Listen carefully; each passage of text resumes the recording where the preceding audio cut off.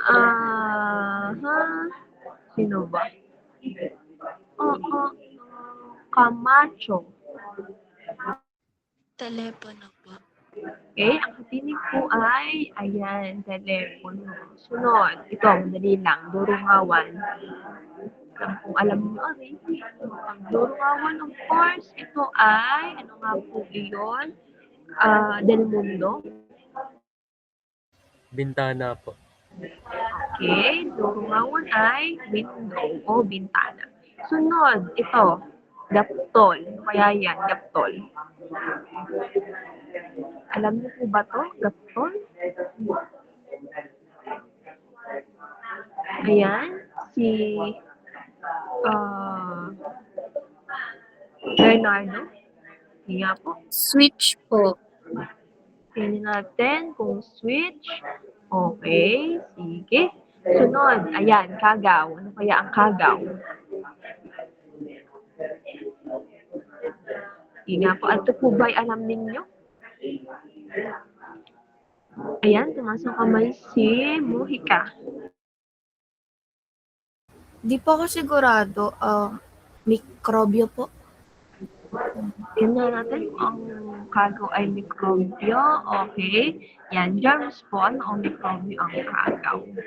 Okay. Next. Ayan, pangaso. Ano po kaya ang ibig sabihin ng pangaso? Parang medyo malayo siya sa pinaka function ng gamit na ito. Ano? Sige, ilagan. Toothbrush po. Tingnan natin kung toothbrush. Okay. Sige, ano kaya ang pinapangaso din? Sunod.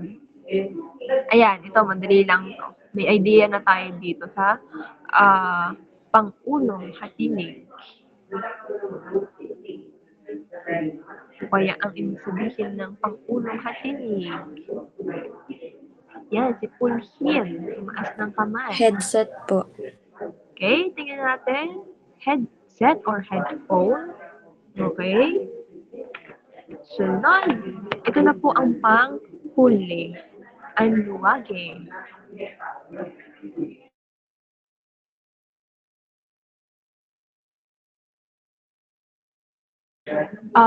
Atienta. Carpintero po. Ayan. Carpentero o carpenter. Okay, so ito na yung panghuli.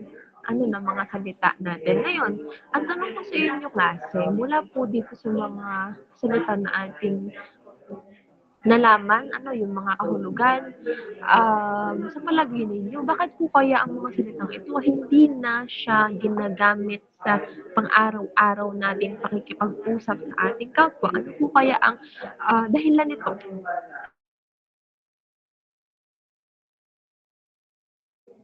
Muli, bakit kaya hindi na ito ginagamit sa araw-araw? Ang mga salitang ito, bagamat meron palang mga katumbas na salitang Filipino, ano yung mga salita na nasa English. Ano po kaya ang dahilan? Sige, Lopez. Parang dahil po mas madali pong sabihin yung mga English versions po nila. Ayan, maraming salamat. Tama, ano, may kanagdagan ba? Ay, nawala. Bakit pinag-lower ng head? Ganyan din ba ang naiisip nyo? Ayan, parang may gustong idagdag si Tope. Mas naging tumatak din po sa atin yung mga baybay po na galing po sa Espanyol po. Ayan, maraming salamat. Ang gandang punto. Ano, makikita ninyo yung bintana. Sa katunayan kasi, ayan ay mula sa salitang Espanyol. Ano, nasa wikang Tagalog ay turungawan. Isipin natin kung bibigkasin, ano ba ang mas madaling bigkasin? Ang bintana o ang durungawan? Sabi di syempre ang durungawan. Ano, yun nga, gaya pa nung sinabi ng isa pa ninyong kaklase, ano, na mas madali nga naman kasi na sabihin yung mga nasa wikang English. No, wait, may message. Okay, si Flandes. Okay, sige. Walang problema. Lagyan ko lang ng note dito. Ayan. Muli, mas madali ko kasi sabihin yung at mas alam na natin, mas familiar na tayo sa mga termino na nasa wikang Ingles. Bukod po doon, kapag po kasi ginamit natin ang mga salitang ito, o sa pang-araw-araw, ay magdudulot lamang ito ng kalituhan sa ating mga kausap. Ano, kasi kapag sinabi mo na ikaw ay hihiram ng pantablay sa iyong ka-dormmate o kaya sa iyong kaklase, hindi niya maiintindihan ang iyong sinasabi. Ano, kaya mas mainam na gamitin po ang charger. Okay? So, dito nagtatapos yung ating simpleng gawain. Ano, na ang layunin ito, klase muli, ay para managtagal yung ating kaalaman anong hindi na sa ating sariling wika. Ngayon, dadako na po tayo sa pinakapangunahin nating paksa. Ano? At ito po yun, mayroon po ako sa inyo ipapanood na isang video. No? No, ito po ay balita ng GMA News TV. Ano? Na ang pamagat, ayan, makabagong paraan ng komunikasyon nagiging dahilan ng pagpurol sa wikang Filipino. Tingnan natin kung bakit kaya ganon ang nangyayari. Atin pong panoorin at pagkatapos ito ay meron akong mga ilang katanungan na syempre may kaugnayan po sa video. Dahil sa mga makabagong paraan ng komunikasyon at paggamit ng gadgets, tila pumupurol na raw ang ilang kabataang Pilipino sa paggamit ng wikang Filipino. Bilang bahagi naman ng paggunita ng Buwan ng Wika, may proyekto ang kumpanyang Google kung saan pwedeng makilahok ang sinuman sa pagsasali ng mga salitang Filipino. May report si Sherry Ann Torres. Sa panahon ngayon, sanay ka pa rin bang magsalita sa purong wikang Filipino?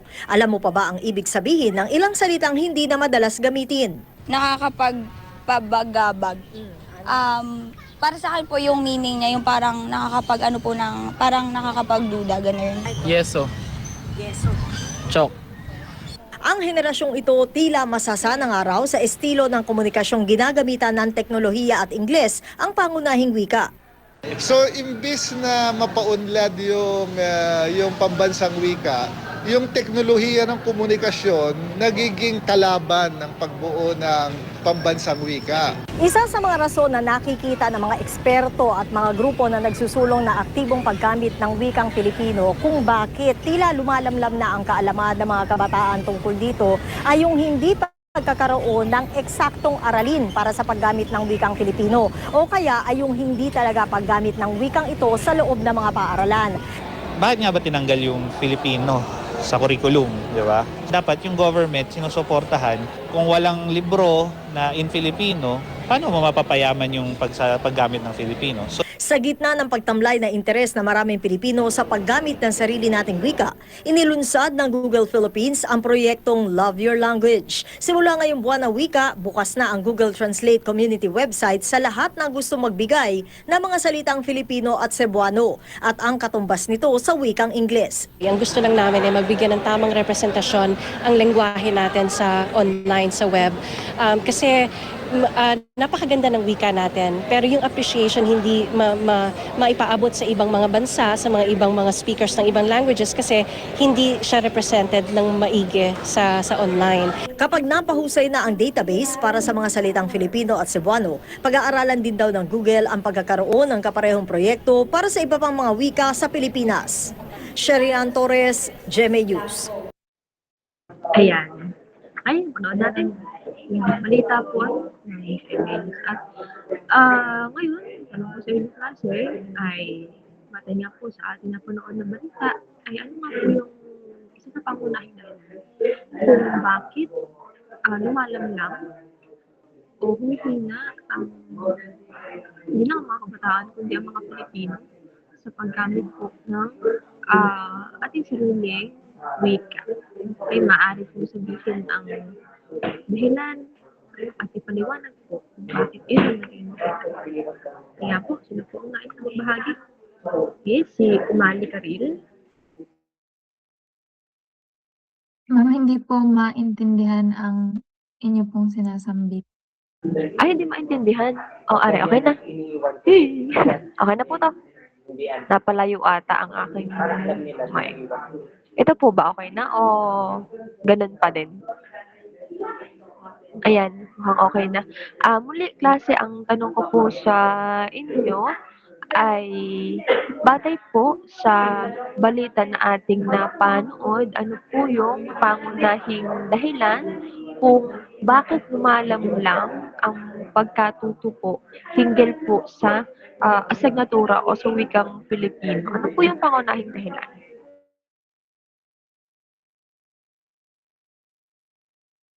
Ayan. Sige, tumaas ng kamay. Si...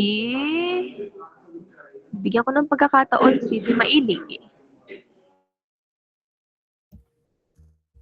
Base po dun sa video na napanood po yung dahilan po ay hindi raw po ginagamit siya sa loob ng silid-aralan o kaya naman po ay walang kumbaga subject po na gumagamit or tumatalakay sa mga malalalim na sasalita po.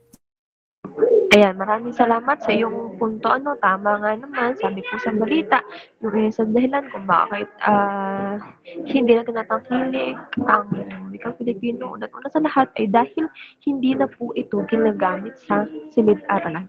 Ano ko, hindi man hindi, ay kakaunti na ang gumagamit ng sariling wika sa pagtututo. Okay? At bukod pa doon, meron na po ba na isang bahagi? Parang marami kanina, 5 yon. Sige, si Monica. Hindi na daw po tinatangkilik ng mga kabataan yung wikang Pilipino po dahil po sa pag-usbong po ng mga online platform po.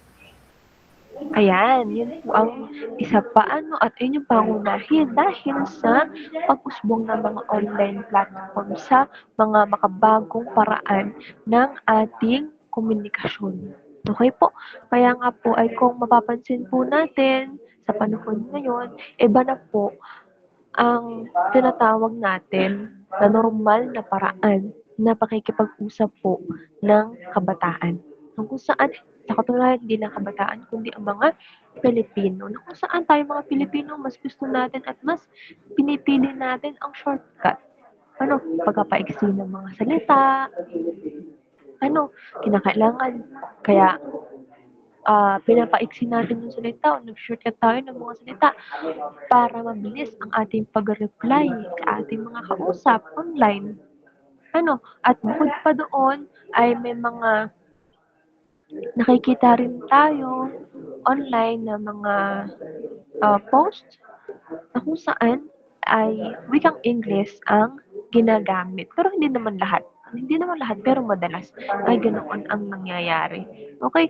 At dahil doon ay hindi nga nakapagtataka na meron nga pong mga balita na nagsasabi na ang ginamit na termino ay pumupurol. Pumupurol o humihina ang pamilyaridad ng ilang kabataan po sa mas malalalim na salitang Pilipino. Lalo't higit kung ito po ay bihira ng ginagamit o bihira ng naririnig sa araw-araw. Okay? Ayan. Dahil nga po sa paggamit ng mga gadget at medyang ang pangunahing medium ay English, unti-unting nakalilimutan ng kabataan ang ilang salitang sariling atin. Okay? Makwento ko lang sa inyo sa ito po patay sa sarili kong karanasan sa pagtuturo ko, sa loob ng halos ilang taon din. Ako po ay nagtuturo sa pribadong paaralan kung saan ay hawak ko ang high school at may ilan din po nasa elementarya. Ang tinuturo ko sa kanila ay Filipino. At alam naman natin na sa Filipino maraming mga babasahin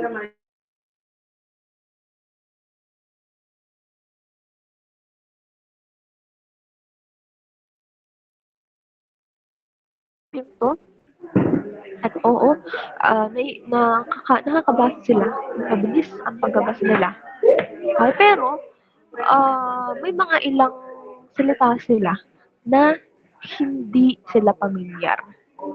hindi nila batid ang kahulugan. Kaya kapag anong nangyayari, kapag halimbawa tinanong ko o ano ba ang pangunahing diwa ng kwento na ating nabasa, may ilan na kumbaga nahihirapan. At yun po ay nangyayari. No? Nangyayari po yun sa kasalukuyan. Ano po? Kasi nga, ang mga kabataan i-expose na nga po sa paggamit po ng mga teknolohiya, yung interface po ng mga application nasa wikang Ingles, pagbukas mo ng Facebook, yan, nasa Ingles, depende pa kung ano yung nanonood ka ng YouTube. Minsan, kahit English ang wika ng video na pinapanood nila, mas naiintindihan nila yun. So, yun po.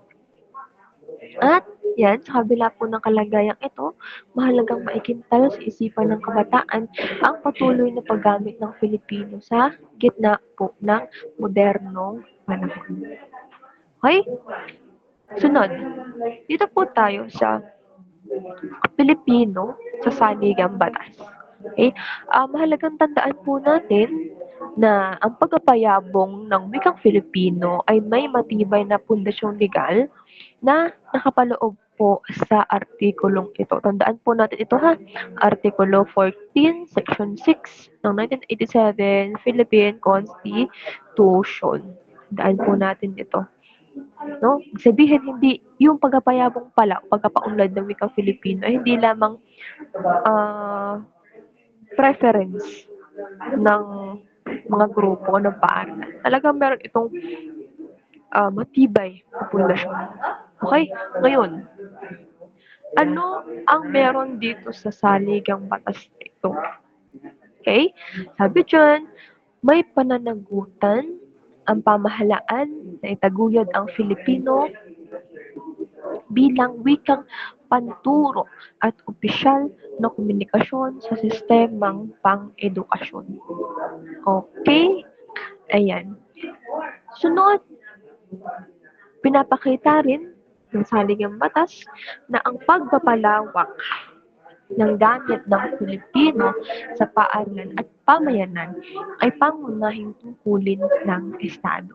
Kaya may pananagutan ang Estado sa ating pong sariling wika. Okay? Bilang pagkapatuloy, ayan, muli, inaasahan na magmumula sa pamahalaan ang mga inisyatibang magpapalawak sa paggamit ng Pilipino bilang wikang panturo at wikang pangkomunikasyon.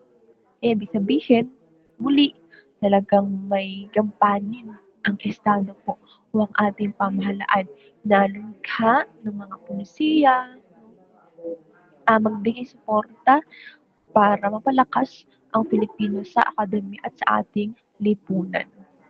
Okay? Muli, ano nga pong artikulo yon? Yung kanina, sabi ko sa inyo, tandaan po ninyo yon. Ayan, wait lang ha, madami kasi tumataas ng kamay. Bigyan ko ng pagkakataon sino ba? Kwento. Ayan. Dinig po ba ako? Opo. Artikulo 14, Section 6 ng 1987 ng Philippine Constitution po. Oh, Pilipino. Ayos yan, tama. Artikulo 14, Seksyon 6 ng 11, ang pag-ano po ng 1987, 11, 87. Ano po? Para po mas madali, 11, 87 ng Philippine Constitution. Okay? Maraming salamat po. So, ayun. Tandaan po natin yun. Ayan. Dahil dito, ang mga pagtangkang alisin ng Filipino at panitikan sa kurikulum ay nagbunsod ng matinding damdaming makabansa sa hanay ng mga Pilipino. Pangitang-pangita po yan sa mga puisyong papel na atin pong nabasa noong nakaraang linggo. Iba-iba ang kanilang mga tindig, ang kanilang mga panawagan, para sa ipaglaban ang ating sariling wika. Okay? At yun nga, pinapakita ng mga reaksyong ito ang patuloy na pagpapahalaga ng mga mamamayan sa sariling wika bilang bahagi ng pambansang identidad. Okay? Muli, bukod po doon sa saligang batas, ay meron pa po tayo dito malinaw na patunay. Na talagang sinusuportahan at dapat suportahan ng Estado ang paggamit ng Pilipino sa mas mataas at formal na komunikasyon. Ito po yung tinatawag natin na Executive Order number 335 na nilagdaan ni dating Pangulong Corazon Aquino. Ito po ay noong kapanahunan niya, taong 1988. Okay? Ngayon, ano po ang diwa ng kautosang ito? Simple lang. Hinihikayat po o iniaatas po nito ang lahat ng tanggapan ng pamahalaan na gumamit ng Filipino sa mga opisyal na transaksyon, komunikasyon at korespondensya. Mapadepartamento man yan, mapa-opisina, ehensya, dapat wikang Filipino ang gagamitin. Ibig sabihin, hindi lamang po talaga sa silid-aralan dapat gumagalaw o umiinog ang Filipino. Talagang kinakailangan, batay po sa kautosang ito, kinakailangan na ginagamit ito sa mga dokumento, sa mga liham, sa mga memo, sa mga anunsyo, at sa iba pang mga opisyal na pakikipag-ugnayan ng gobyerno sa mamamayan. Bakit? Siyempre, una sa lahat, para mas madaling maunawaan ng publiko ang mga programa at proseso po ng pamahalaan. Ngayon, ang tanong ko sa inyo, ang sagot nilang ay thumbs up po o thumbs down? Sa kasalukuyang panahon po ba, klase, ang kautosong ito ay naisa sa katuparan, naisa sa gawa po ba ito? Thumbs up at thumbs down. Ayan, nakikita niyo po ba na kapag bababa o naglalabas ng memo ang pamahalaan ay nasa wikang Filipino? Hindi po. Sa kalungkutan po ay hindi. Ano po yung halimbawa nito? Papakita ko po sa inyo yung official gazette po ng ating bansa. Ito po yun. Okay? Po ay official gazette po. At ayan. Ito po sa official gazette, ito po nakalagay, ito po yung official journal po ng ating bansa. Ito po yung online version po, online version of the print edition of the official gazette. Okay? Nandito po nakalagay ang lahat, yung Republic Act, Executive Order, Proclamation, yung mga administrative order, memorandum, and memorandum circulars, and memorandum orders. Ngayon, siselect po tayo ng isang halimbawa nito, okay? Ayan. Ito po yung isang napindot, random lang. Memorandum Order number 36 series of 2025. Sabi dyan, authorizing the National Amnesty Commission to issue safe conduct passes in favor of amnesty applicants covered by proclamations number 403, 404, 405, and 406, all series of 2023. So, kita po natin na ang memo na ito ay nasa Ingles. Okay? Bagamat ito ay accessible sa ating mga Pilipino, nakikita natin, maaaring makita sa internet, pero hindi po lahat ay talagang nakauunawa. Bagamat, oo, may ideya, pero hindi baga malubusang maunawaan. Ano bang meron dito sa memo na ito? Okay? So, ayun. Yung sinabi nyo na hindi po na isa sa katuparan itong kautosang ito, 33529 po. Ayan. Sunod po tayo Ayan, Filipino bilang wika ng edukasyong makabayan. Ayan, ayon po klase kina Benben Benber at ang kanyang mga kasama no, na sinabi po nila noong 2007, ang Filipino ang wikang ginagamit sa paglinang at pagkapalaganap na edukasyong nagtataguyod ng kapakanan ng bansa.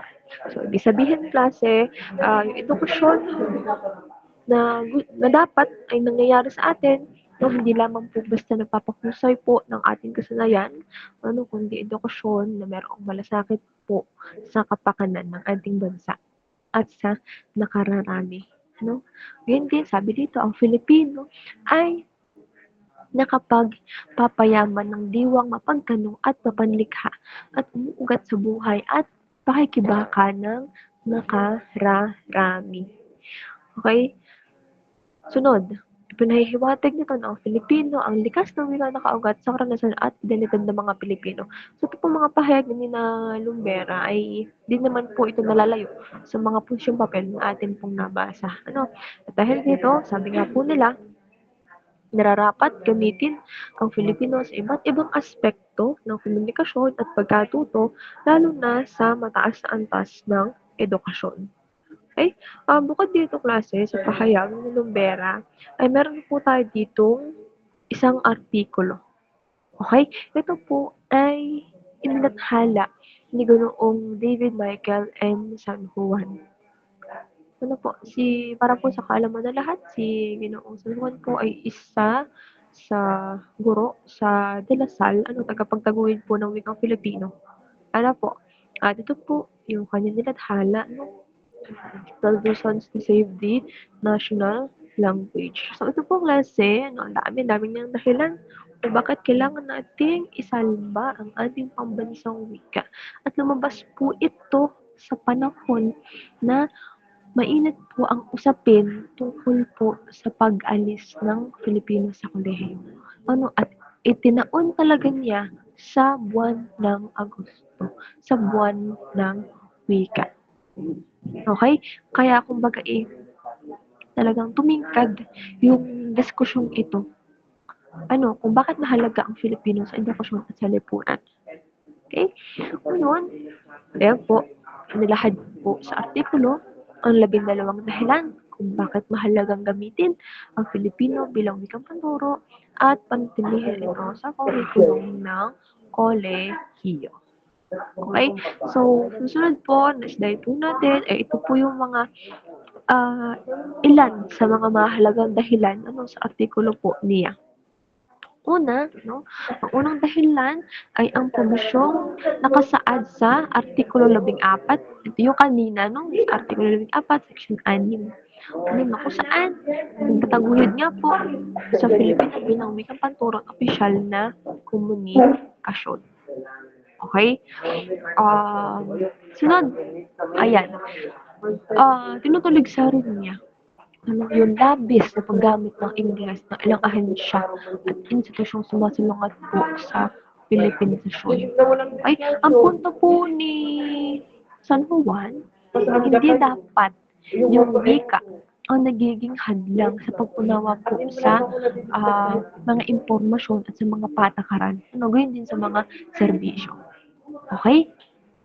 Ang isa pa po sa mahalagang linya po sa argumento po niya, ayan, mas nagiging epektibo ang Filipino bilang wikang panturo kung ito ay itinuturo rin bilang asignatura o disiplina. Ayan, ito ay dahil siya nga po ay guro sa De La Salle, ito nga ay gayon-gayon, yung tindig. Marahil isa siya sa sumulat ng puwisyong papel ng De La Salle. Siya yung nagsusulong na kailangan ay tinuturo po bilang disiplina ang Pilipino. Okay? Dito pa, sa konteksto ng globalisasyon at ASEAN integration, mahalagang patatagin ang sariling wika, panitikan at kultura upang may maibahagi ang Pilipinas sa pandaigdigang ugnayan. Magandang punto rin ito. Maganda na tayo ay merong naiaambag. Hindi yung tayo ay nakikisunod lamang, hindi yung tayo ay nakikigaya lamang sa kung ano ang meron sa ibang bansa, kundi talagang tayo ay may naibabahagi, bilang bansa na meron po sariling tindig. Okay? Sunod, meron pa po dito, ang Filipino at panitikan ay nakapaloob sa College Readiness Standards ng CHED sa pamamagitan ng CHED Resolution number 298 of 2011. Okay? Kaya kung bahagi nga po talaga ito ng readiness o ng paghahanda, talagang mayroon pong malinaw na batayan kung bakit hindi basta-basta dapat inaalis sa mataas na antas ang Filipino. Okay? Tanong ko sa inyo klase, ngayong taon po ba ang Filipino po ay mandatory subject sa kolehiyo? Thumbs up or thumbs down po? Batay sa naging talakayan natin noong nakaraang linggo. Ang Filipino po ba ay mandatory pa rin? Thumbs up, thumbs down. Ayan. Talagang nakikinig. Tunay po na hindi na po siya mandatory. Dahil noong 2019, babalikan natin ng kaunti, ng bahagya, yung tinalakay natin ng nakaraang linggo, noong 2019, binawi po ng Korte Suprema ang yung temporary restraining order. Pero hindi ibig sabihin noon ay tuluyan ng mawawala ang Filipino sa kolehiyo dahil may kalayaan pa rin ang mga pamantasan para ibigay ang kursong ito sa kanilang mga mag-aaral. Okay. Sunod, ito pa yung panghuli. Ginamit din po niya na ebidensya yung ideya na kung mababa o mahina ang performance po sa Filipino sa ilang antas, hindi po ito dahilan para alisin ang Filipino. Sa katunayan, ito ay nakakaalarma. At sa katunayan, indikasyon po ito na kailangan pa ng mas tuloy-tuloy at mas malalim na pag-aaral. Okay? Ayan. Gaya nga ng nabanggit na, kahit po meron nga pong senior high school, hindi po nito kaya na masakop lahat ng demands, ng mga content at performance po na kadalasang hinahasa po sa kolehiyo. Okay, kasi sa kolehiyo po, batid naman po natin na hindi lang po basta alam natin yung isang ideya, kundi mas mainam na bukod sa alam mo, naiintindihan mo ito at kaya mo itong ipaliwanag, kaya mo itong ipagtanggol. Kumbaga, ginagamitan talaga ng tinatawag natin na metacognition. Okay.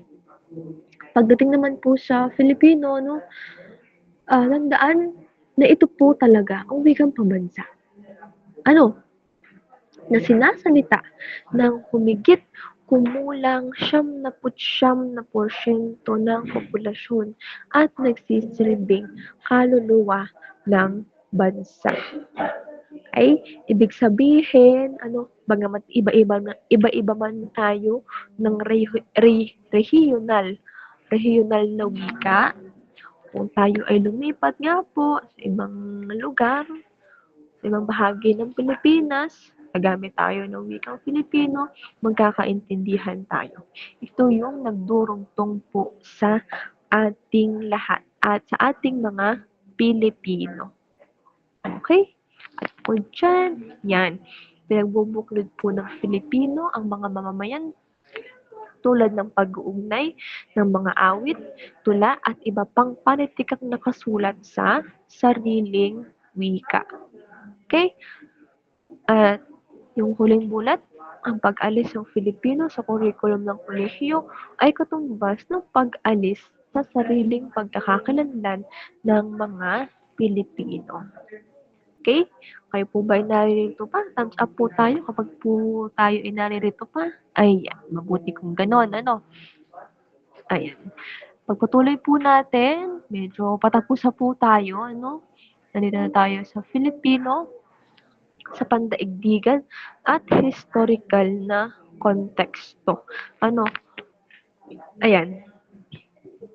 Sa mga bansang nagpapatupad din ng K-12 tulad ng Estados Unidos, Malaysia at Indonesia, ang wikang pambansa at panitikan ay bahagi po ng mga mandatory courses sa kolehiyo. Okay, ang isa sa halimbawa nga po, yung sa Malaysia, no, meron po silang tinatawag na compulsory general studies modules. At meron po silang mga kurso na may kaugnay sa kanilang pong pambansang wika. No, gayon din sa Indonesia. At sa katunayan po, sa Indonesia, nakasaad pa sa kanilang batas na kabilang sa dapat lamanin ng higher education curriculum nila ang Indonesian language.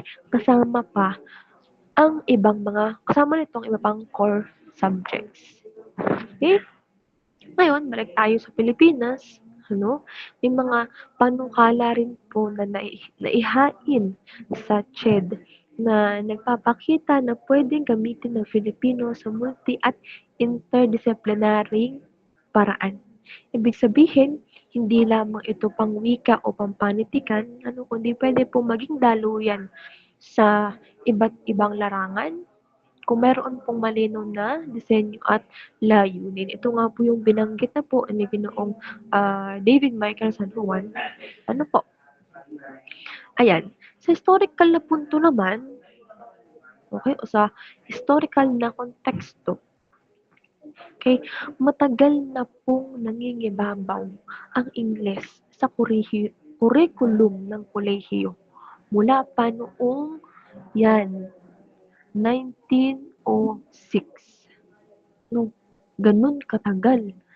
No, samantalang kailan lamang naipasok ang Filipino sa kolehiyo noong 1996 lamang. Okay, so pangitang-pangita po dito sa historical na konteksto ang pagkiling po sa isang wika at pagkasawalang bahala sa sarili nating wika. Okay. So, yun nga po. Talagang ipinahihiwatig nga po ng dun sa historical na konteksto na mayroong makasaysayang bias po sa ating edukasyon kung saan ay matagal nang inuuna ang Ingles bilang wika ng akademya.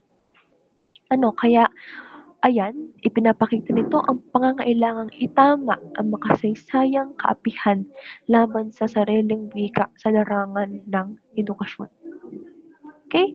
Itong puntong ito, yung pangalawang bullet, napakaganda nito. Sabi dito, ang Filipino ay isang pandaigdigang wika.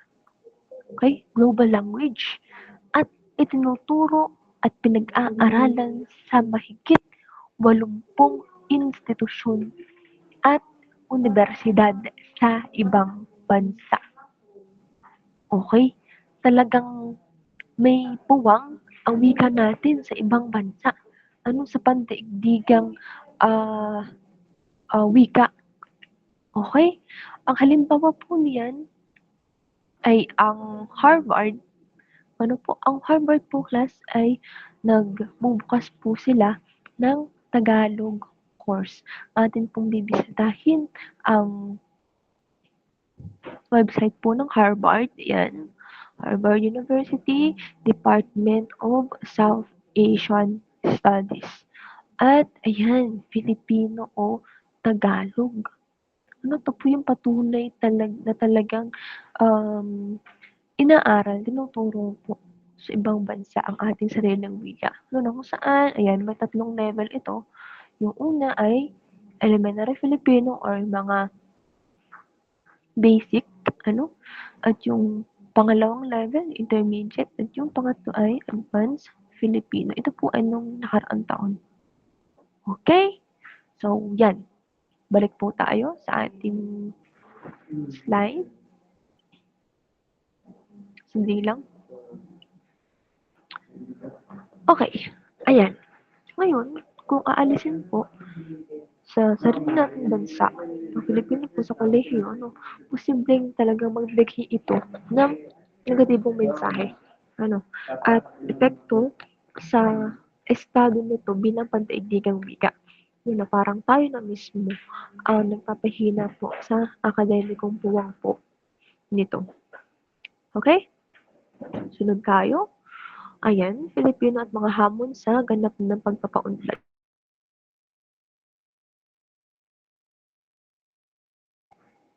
Okay. So, sinabi po ni Ginoong Almario noong 2014, marami pa talagang kailangang gawin upang ganap na magtagumpay ang wikang Filipino. Okay? Hindi po sapat na may selebrasyon lamang na tinatawag nating buwan ng wika.